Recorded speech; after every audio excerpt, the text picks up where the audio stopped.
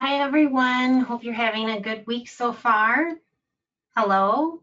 It's about 10 a.m. on Tuesday, April 21st, 2020, and this is 10 on Tuesdays.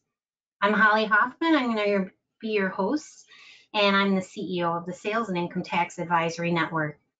So, welcome. Very excited about this project. I invite you to join me at 10 on Tuesdays every week to have a casual chat about a variety of business topics. We also have a Facebook group, 10 on Tuesdays, that I hope you join to suggest topics of interest to you and to further discuss things we talk about on the webinar. I also have a 10 on Tuesdays web channel available for you to watch previous episodes. So if there's something you want to revisit, or maybe you just joined us and haven't seen the previous episodes, you can go back and look at those. To access the Facebook group link and also the 10 on Tuesdays web channel, you can go, the easiest way to do it is go to my website, salesandincometax.com/event, click on the 10 on Tuesdays event, and within that you can find links to register for this series, also to get into the Facebook group or to get into the web channel. So today's episode is the first in a series of topics related to sales and use tax audit. And this is a very popular topic, and I think that's because people feel like they don't know what to expect during an audit. Everything you do is basically to avoid an audit, but until an audit occurs, you don't know if you're doing things correctly. Well, let's address that. Let's get you in the driver's seat and in control of your sales and use tax reporting so that if you get audited, you have the confidence to manage the audit rather than the audit managing you. My format includes a webinar, but that's just for your reference. You don't need to follow the slides if you don't want to. You can grab a cup of coffee or do some light work while listening.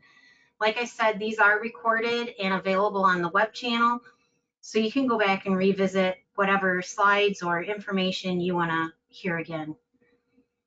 I will give you a chance to ask questions at the end of the webinar. It's just easier that way. So if you have a question, you can either submit it in the chat box and I can review it at the end, or I will unmute everyone and we can chat at the end of the webinar.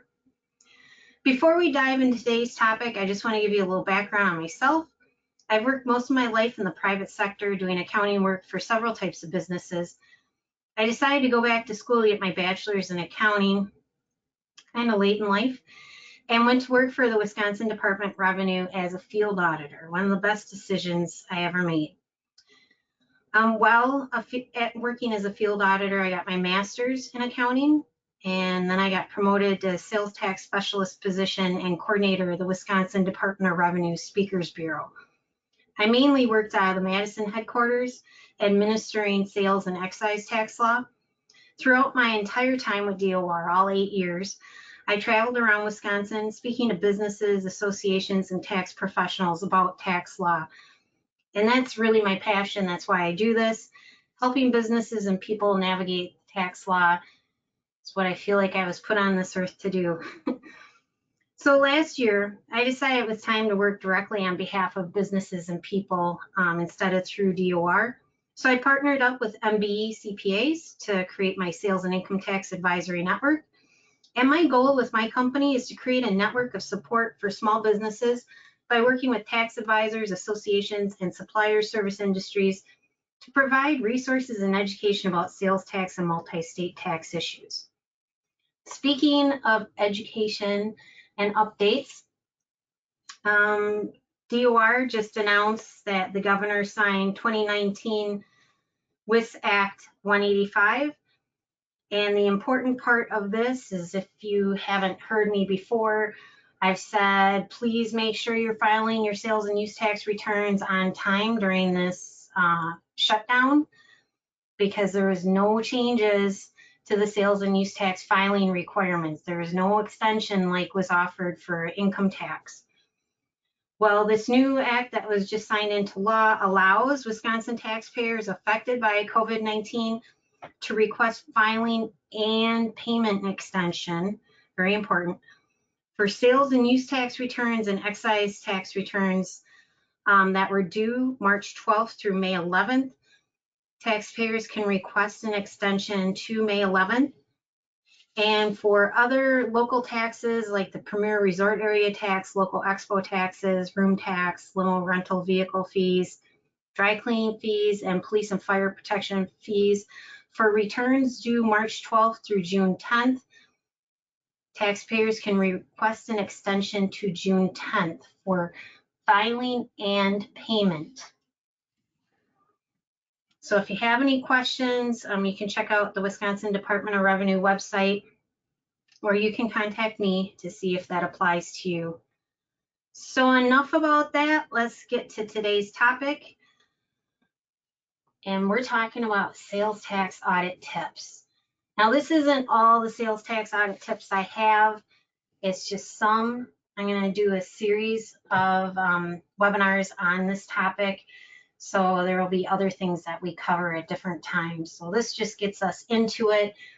Today we're kind of covering know what records to retain, how to maintain them, how long to retain them, know what actions invite an audit. Very important. Are you doing things unnecessarily that create scrutiny? And then be familiar with the laws that apply to your business. And that sounds daunting, but we'll talk about how you can do that. So first of all, knowing what records to retain. So there's different types of records that you need for sales and use tax. And sales and use tax is different than income tax records.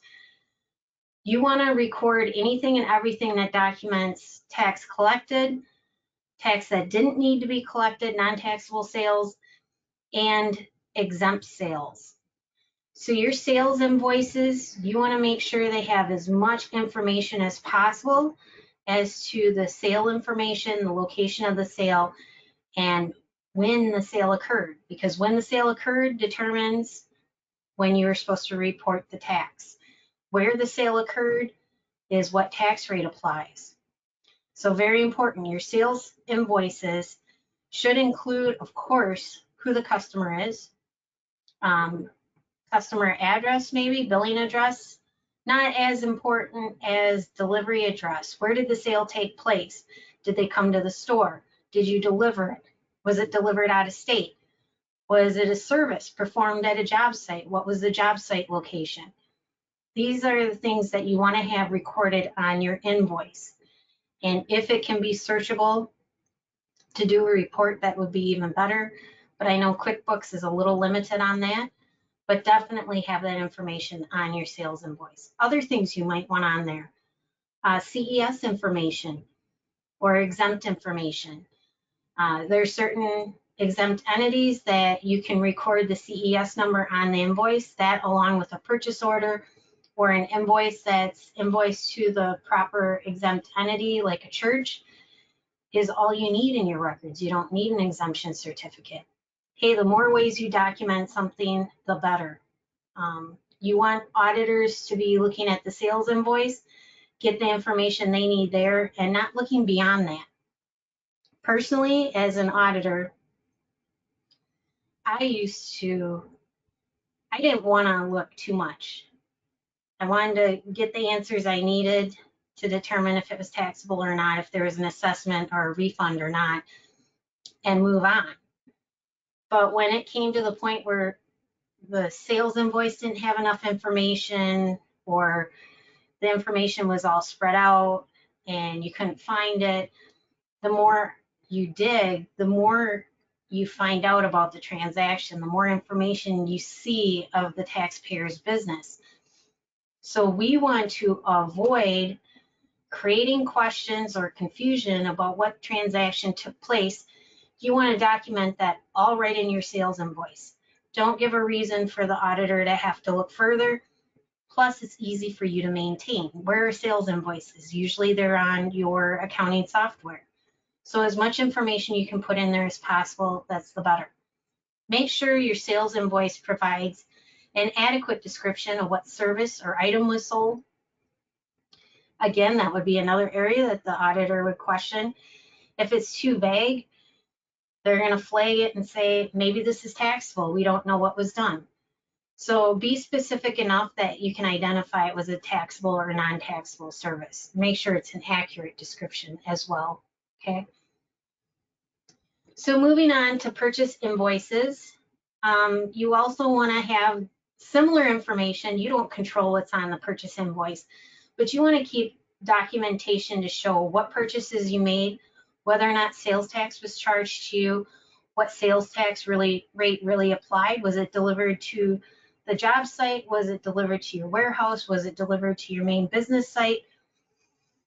Did you have something drop shipped directly to a customer? Things like that. You know, what sales tax rate applies, if any. What sales tax rate was charged to you. I've had a couple clients who were purchasing from out-of-state vendors. Assume the out-of-state vendor was charging them tax. They had tax listed on the invoice. I look at it and I see, oh, they were charging the other state's tax, but these items were delivered here to the client in Wisconsin. Wisconsin tax is due. The out-of-state company incorrectly charged their tax rate. So making sure that you understand what tax rate was charged and verifying that. Office and business supplies. You know, when we talk about purchase invoice, everyone thinks about what materials went into their work or what was specifically to their main type of business, what invoices and purchases related to that. They kind of forget about office stuff, whether it's actual office supplies or it's unusual things like party items or decorations or seasonal items, stuff like that. Make sure that you're keeping those invoices reviewed and stored properly so that you can provide those to the auditor. Credit card receipts. So credit card statements you want, and then the coordinating receipts probably attached right to it would be nice, so that you can see for yourself and also show tax was paid on any out-of-state purchases. Software licenses and subscriptions. So these could be different things. Could be software you own, software you downloaded, software as a service, anything like that. Subscriptions that you have, like online subscriptions or accounts. Make sure you keep contracts and documentation of what you are paying for so that if those items are questioned, you should be able to make a determination. Okay, these are complicated. Even I have a hard time making determinations, and so does DOR. But make sure you have information available to make a determination for yourself whether or not this is taxable or not, and ability to argue if it's not taxable, and then also have that available for audit to review. Service maintenance agreements or vendor invoices. If you have vehicles, fleet vehicles, things like that, that get repaired, make sure you're maintaining those maintenance and repair invoices. Other repairs for your office equipment or other general equipment, make sure you're maintaining that to show tax was paid properly. Asset invoices. These should be kept separate as far as purchase invoices. Your asset invoices you're going to keep longer. We're going to talk about that next. But asset invoices you want to keep separate and make sure you retain all your asset invoices. Anything you are depreciating, make sure you retain those invoices. Occasional sales. So let me explain occasional sales a little bit. Occasional sales are purchases you make from individuals who aren't required to be registered, whether it's something you pick up at a garage sale or whatnot, neighbor down the street selling their lawnmower and you pick it up for a good price for your business.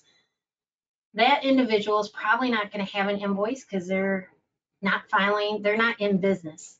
So they're not filing sales and use tax, they're not registered, and they're not required to be.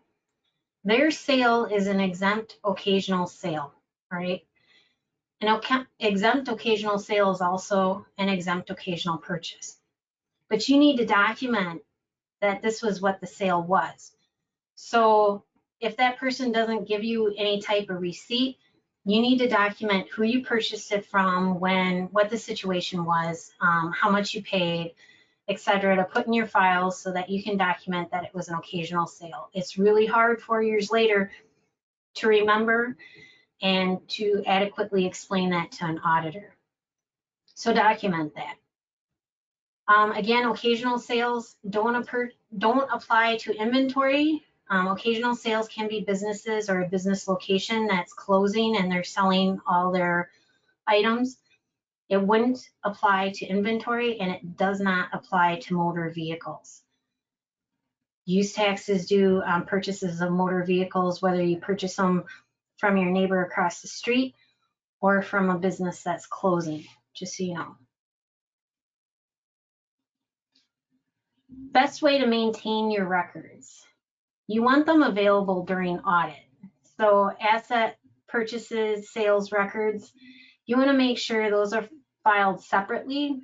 On the next slide, we talk about those receipts, those records, you want to keep as long as the asset is being used by the business.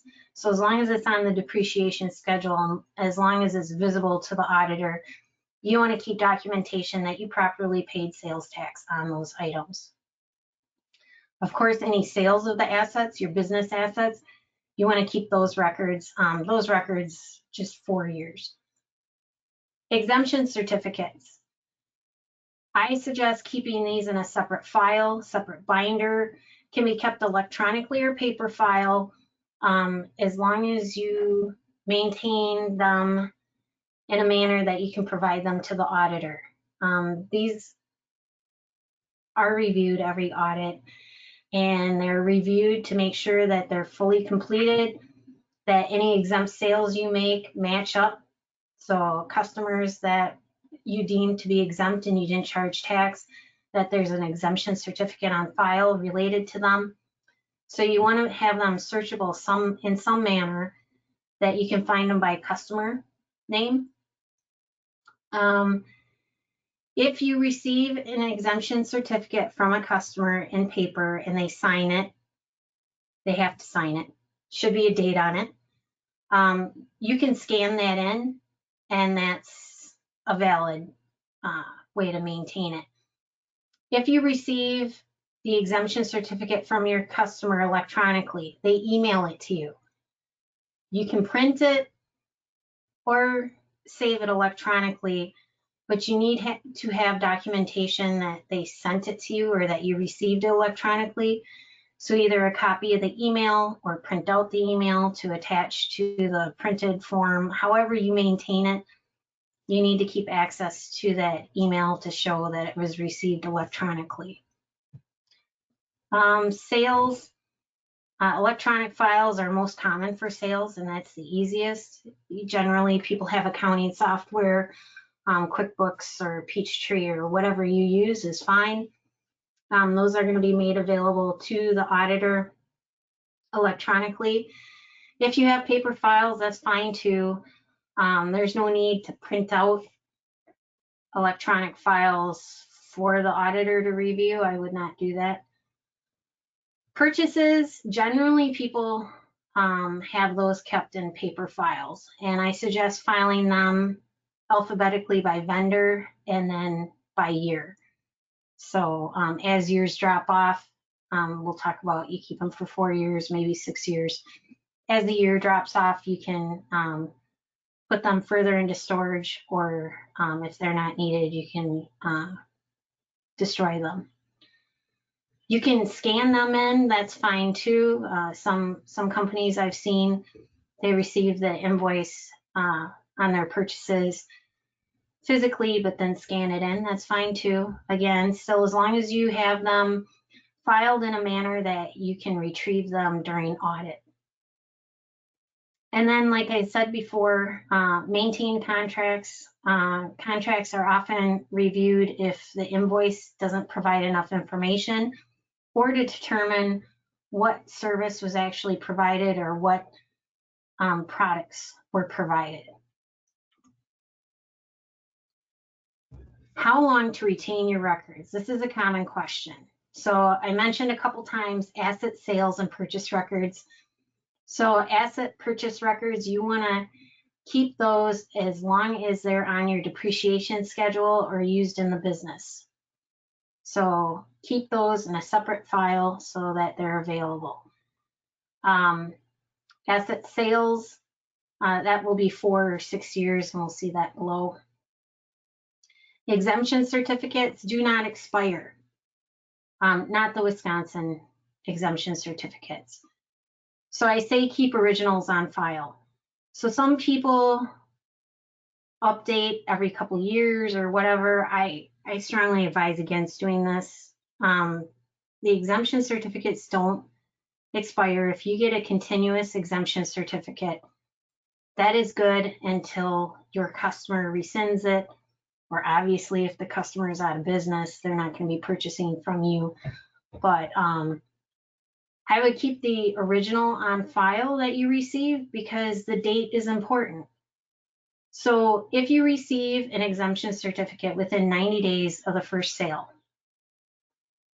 or whatever sale that occurs, it relieves the seller of liability, sales tax liability.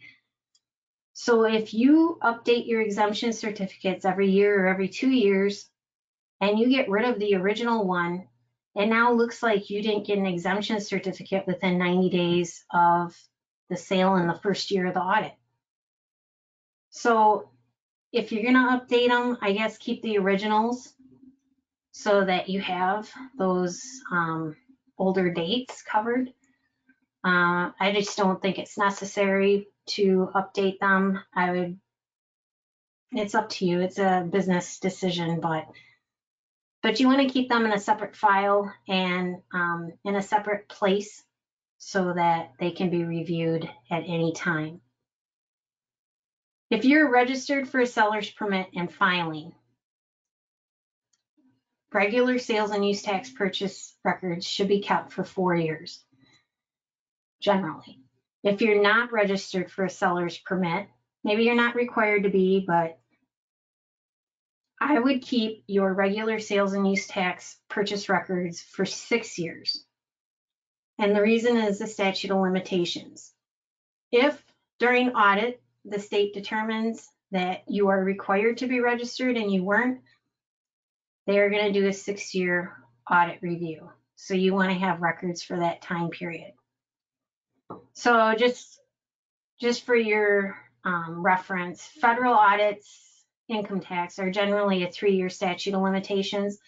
State audits, whether income or sales tax, they're generally a 4-year statute of limitations, so they look back 4 years. However, like I said, if you're unregistered, if you're significantly underreporting, or if fraud is identified, you are technically can go back to the beginning of your business, but they usually limit it to a 6-year statute of limitations. So if you're currently not registered for a seller's permit, I would keep your records for 6 years just to be safe. So what actions might invite an audit? This doesn't mean that you're actually doing something wrong. It's just how you do things might catch the eye of DOR. So first of all, some actions that might invite an audit on your sales and use tax return reporting. First one is total sales on line 1. The first line of your sales and use tax return asks you to report total sales. This is 100% of your sales, whether it's in Wisconsin or out of state. You want to account for all sales. At the end of the year, whatever annual reporting period you have, your total on line 1 of your sales and use tax returns should match. There are some income tax things that might cause minor discrepancies, but generally should match total revenue reported on your income or franchise tax returns. So that's the first thing. And DOR does cross-check that, and in any audit, they're going to reconcile that to make sure that those match. Again, it doesn't mean that you're doing something wrong, or that if they came out to audit you because it didn't match, that you would actually have an assessment. because maybe on line 1 you're reporting all Wisconsin sales, not total sales. Or maybe on line 1 you're only reporting taxable sales. So then the two aren't going to match up. So you may not be doing something wrong as far as what amount of tax you paid. However, you're inviting an audit, and when they're out there auditing for the sales reported, they're also going to be looking at your purchases, and maybe you have credit card purchases that you didn't remit use tax on or something like that. The most common audit adjustment is use tax. So we don't want your sales reporting to flag an audit to come look at your use tax too. Another action on your sales and use tax return, if you're not reporting use tax. Occasionally, it's rare, but I have seen some businesses that have no use tax. They purchase locally and they pay tax on everything. There's no issue. I mean, then don't report use tax. But generally, most people, most businesses are purchasing online or using credit cards, or even if they're purchasing in Wisconsin, not all businesses in Wisconsin are properly charging tax. So usually there's some use tax to be reported. So if you're not reporting use tax, I would double look at your purchases and make sure that you're in compliance. No sales tax reported, but you are advertising taxable products or services on your website. So make sure, if you are currently not registered or not reporting sales tax, take a look at what services and products you provide and what you're advertising on your website.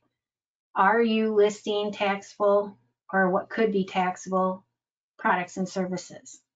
Make sure that you're not required to be registered. That's going to flag an audit. Inconsistency. Well, this is a horrible time to talk about inconsistency because everyone's sales pretty much plummeted. But that's something that DOR can see the trend and can identify, major decrease in taxable sales is normal for this period. However, generally, let's talk under normal situations. If there's unusual increases or decreases on your sales and use tax return, whether it's total sales, taxable sales, weird increases or decreases in exempt sales, use tax, any of that, it's going to kind of raise some eyebrows. DOR will look to see if it makes sense, if there's anything, maybe you had an expansion or sold off a location, something like that, that would explain it, and then they're not going to audit. But if they can't identify a reason for the weird increase or decrease, that's going to create a red flag. Where items are reported on the return. So this is about consistency with procedures and policy. Maybe you have a new employee or an employee who kind of wings it every month, or whatever your filing period is. Maybe you file annually, so a year later you forget how you do things. So where items are reported on the return, the ultimate tax due is accurate maybe, but it draws questions. So I've seen people who reported use tax with their sales, so it looked like there was no use tax reported. That's hard to identify from DOR looking at it, so that'll draw a red flag. Sometimes people move around where they report their exempt sales or exempt property or sales out of state or marketplace sales. If you're moving those items around on your return, it draws question of, well, what was the reason for the exemption, or why wasn't tax charged on those sales? Or if you're missing information. So sometimes, now that we do everything online for sales tax reporting, it is not impossible to miss something. So how would you know that you're missing information? Like maybe you omitted exempt sales, or maybe you omitted use tax for a certain county, something like that. I highly recommend, and I've gotten feedback that this recommendation works really well. But when I was an auditor, one of the first things we did reviewing someone's sales and use tax returns is to take every field on the return and put them on a spreadsheet and compare month to month and year to year. So I highly suggest, you don't need a special program or anything, just create a spreadsheet, identify the fields on your return, and then each month that you report on your return, or whatever your reporting period is, fill in what you reported and then keep an eye on that. The nice thing about this is at the end of the year, you can compare line 1, your total sales, with your income franchise return. I laugh, I'm sitting here doing hand motions as if you can see me. But you can compare line 1 to total sales to your income franchise tax return to see if that's in line or if there's some discrepancy there. And then you can look into it. It helps you identify if you have inconsistency in your reporting, and you can look at what it is.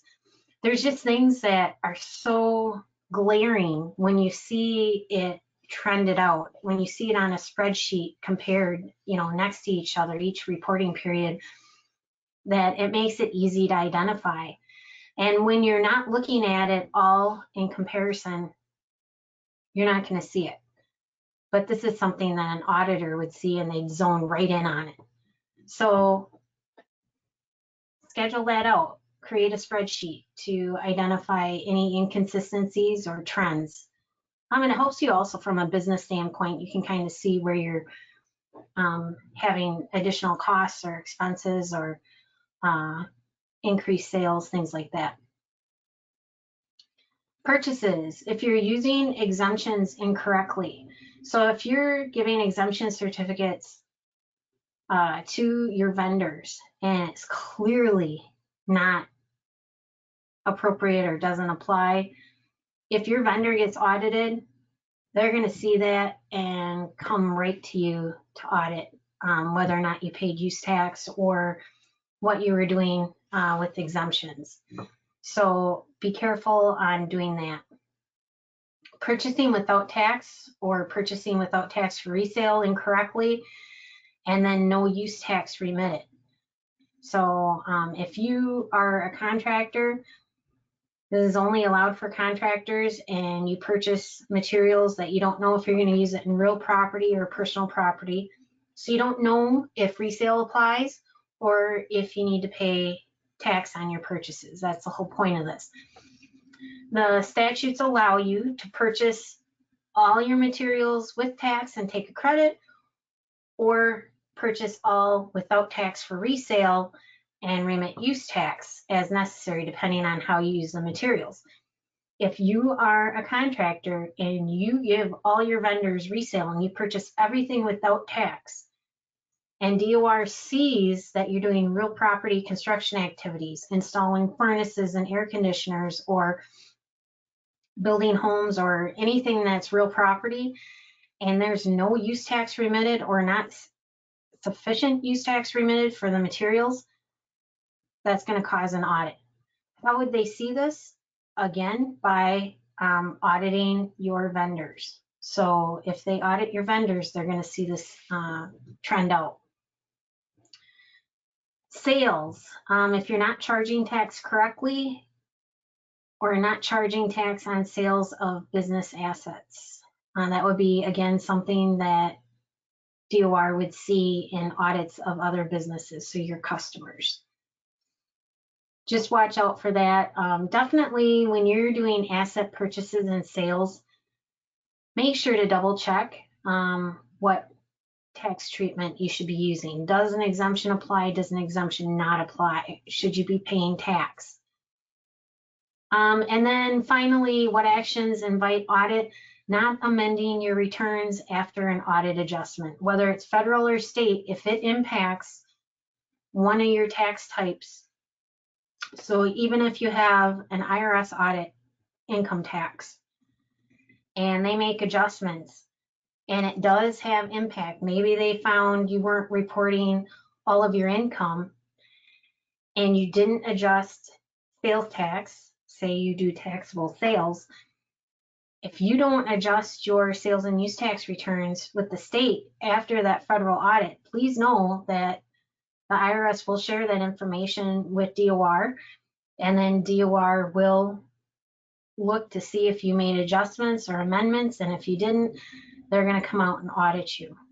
So, or if DOR does an audit of your sales tax and it's up to, say the audit ended the year of 2018 and you have amended returns you need to make for the same errors you were making during the audit as after that audit period. Make sure you're amending those subsequent returns for the period before you were able to implement the changes that DOR adjusted for. So make sure you're amending returns and think about what other tax types that adjustment applies to. Be familiar with tax laws. Oh my gosh, this is the one people hate, and I get it. Tax law is complicated. It just gets more complicated. It's hard to know. But at minimum, I strongly urge people to know the basics of sales and use tax laws for your specific business, like just the items that you do. Even if you learn them one by asking a question, make sure you're asking not your competitor and not the guy down the street.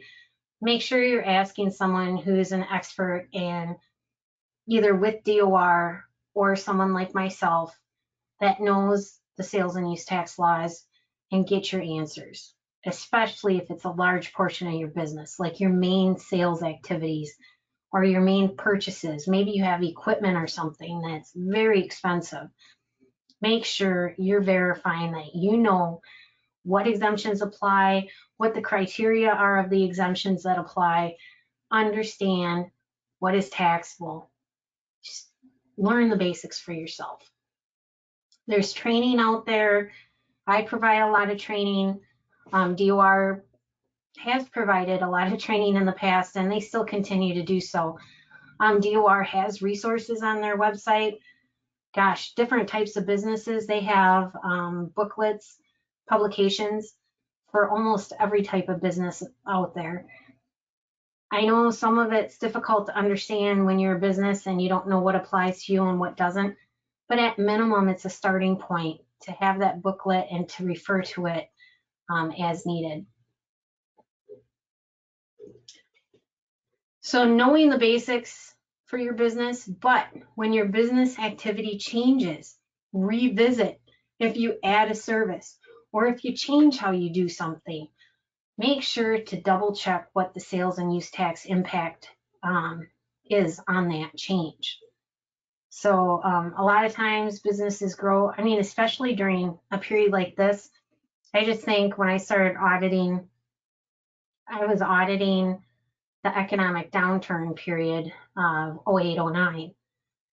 And so then businesses were doing anything and everything to adjust and adapt to the business environment. So then a lot of your business activity changes and you're doing things very differently or doing brand new things that you hadn't done before. Make sure you're double checking what the sales and use tax treatment of those activities are. Consult with someone prior to construction or expansion. I just had a call the other day. I'm with someone who's expanding, and I think they're pretty well into the project.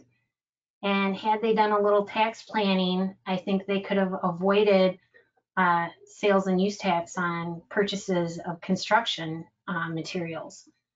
So check with someone prior to the start of the construction or expansion to see what sales and use tax implications are involved? Are any exemptions available for you? What's the criteria? How would you need to be set up to meet the criteria? And then to verify, are your contractors applying tax correctly? Are you being charged tax correctly? Remember, if you get audited, they're looking at all of your purchases. So if you didn't pay tax properly on construction activities that were taxable, you're going to be liable for the use tax. So make sure that you're checking that. Make notes when unusual transaction occurs. If it's something, I know this happens regularly for businesses, something crazy happens, or there's someone didn't pay, someone underpaid, what was invoiced wasn't actually done. I don't know. There could be a million different things. It's something unusual that occurs. Make note of it so that you understand what actually happened in the transaction, or why was payment not made, or why did tax not apply, or what amount did you pay tax on. Have proper procedures in place. So I talked about this before. When you're making sales and use tax decisions, it's not like income tax. Income tax, you do pre-planning, and then it's at the end of the year, you kind of shore everything up. For sales and use tax, these decisions are made at every level, at every stage of the activity in your business.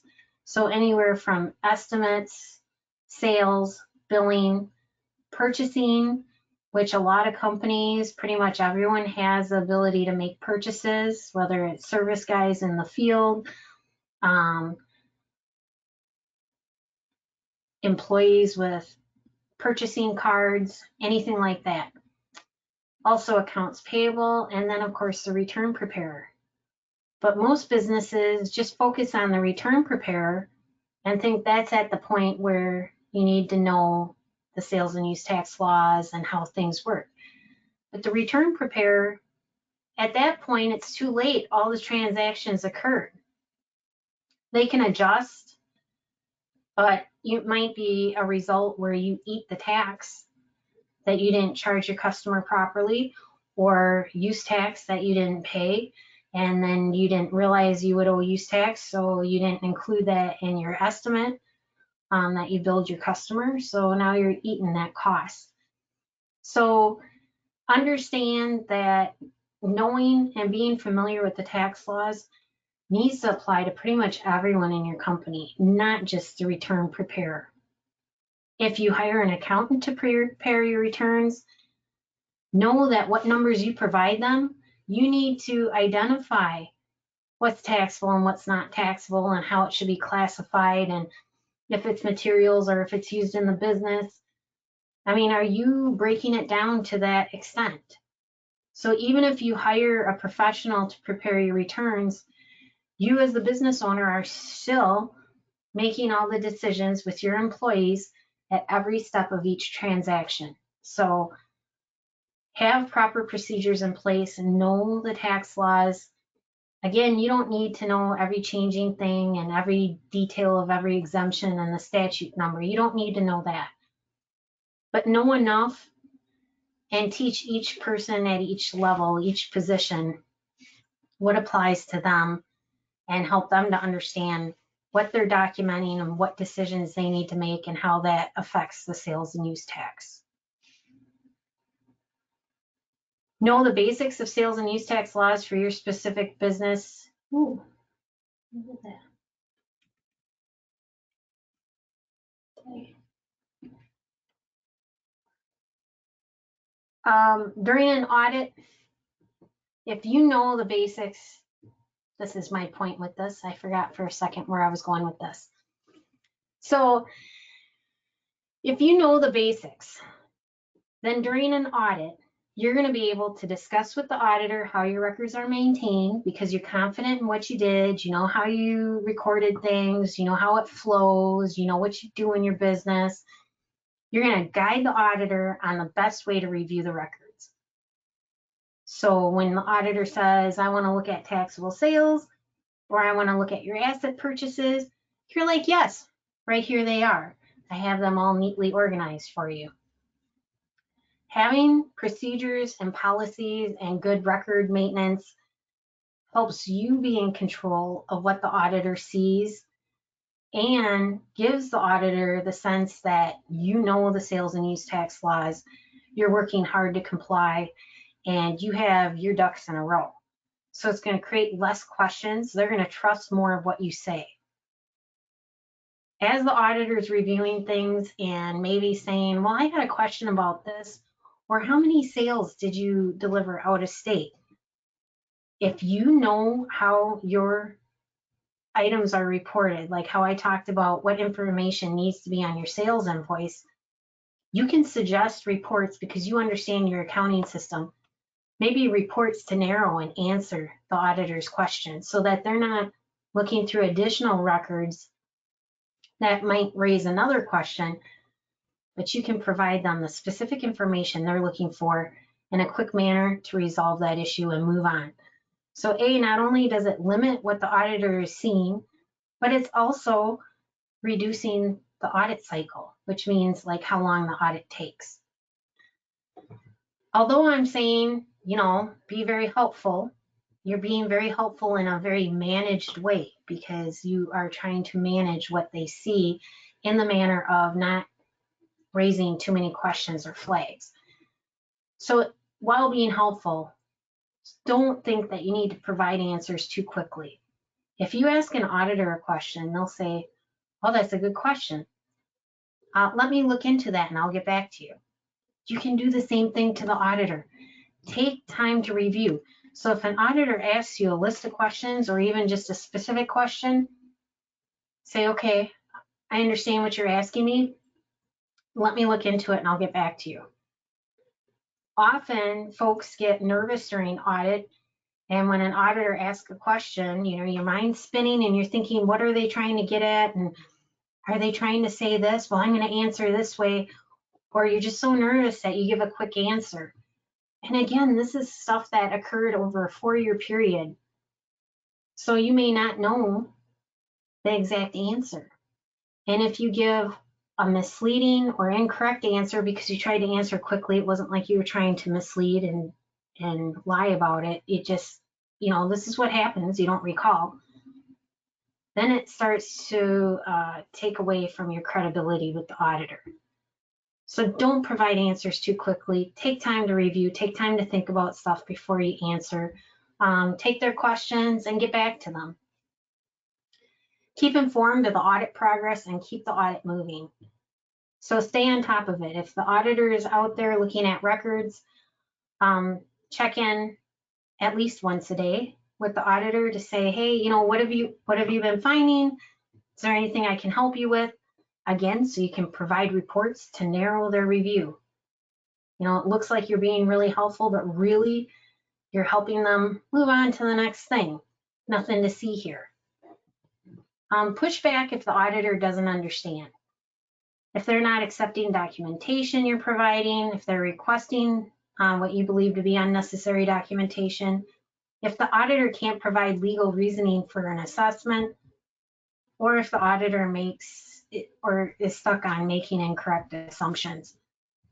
Pushback doesn't mean full out arguing. It just means you understand, you're familiar with the tax laws, you know that an exemption certificate isn't required for this. The CES number listed on the invoice is adequate documentation. That is pushing back. If the auditor doesn't accept that, or anything that you have an issue with that the auditor's not accepting and there's an impasse, raise it to the auditor supervisor. Your initial audit notice will list the auditor supervisor and their contact information. So go back to that and reach out to them and say, hey, this is the situation and this is what I'm trying to get across. Can you assist me with this? So that is your recourse. But you want to be in control in your audit.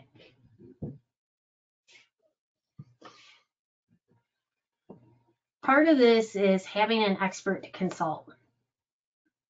So when you're in an audit, you can't go to DOR customer service and ask questions. You can ask general questions, but it's not necessarily going to apply to your specific audit situation. While under audit, DOR will not provide you technical guidance.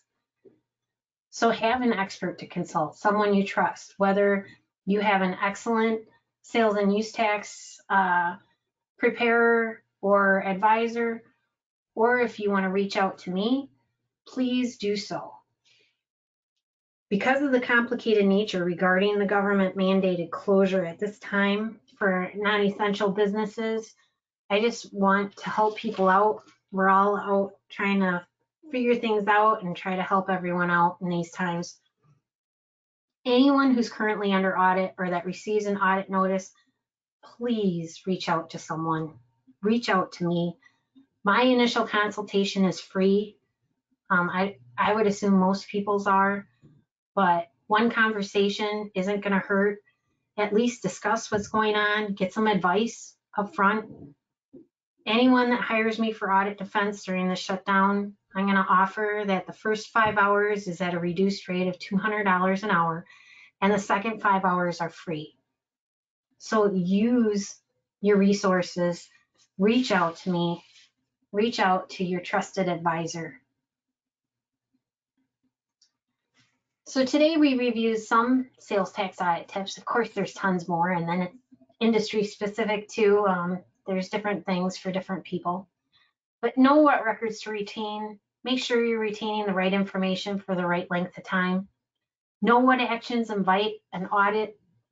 Don't make unnecessary mistakes. And be familiar with the law that applies to your business. Next week on 10 on Tuesdays, we're going to talk about still the sales and use tax audit topic, but what to do when you receive an audit notice. And no, panic is not an option. So you're going to be in control. At the end of this series, you're going to feel good about it. You're going to be confident. We'll get you in the right place. So right now, I'm going to open this up. If anyone has any comments or questions, I'm going to open it up here and let you folks talk.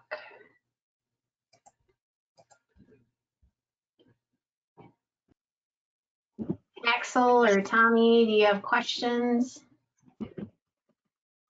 Hello, by the way.